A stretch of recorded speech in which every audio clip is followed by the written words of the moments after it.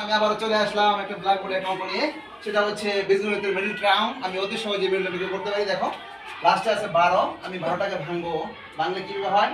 3 4 এ 12 আমি এভাবে ভাঙবো। এখন 3 আর 4 যোগ করি, কত হয়? 4। আমার উপরে মিলে গেল, আমি এটা দিয়ে করব।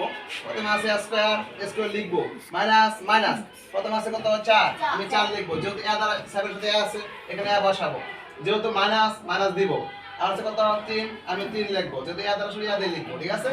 প্লাস প্লাস 12 12, দেখো স্কয়ার, ঠিক আছে, স্কয়ার মাইনাস মাইনাস। বিষয়টা হচ্ছে দুইটা মানুষ যোগ করতে হয়। আমি 3টা a আর 4টা a যোগ করলে হয় 7টা a, প্লাস 12 প্লাস 12, অঙ্কটা মিলে গেল। কিন্তু এখন আমি a কমন নিব। a কমন নিলে কি থাকবো?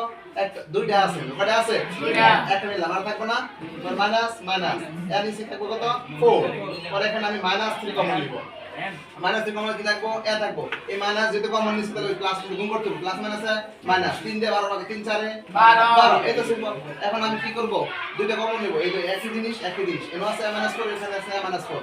আমি -4 কমন নিব। তাহলে কি থাকবো? a থাকবো আর -3 থাকবো।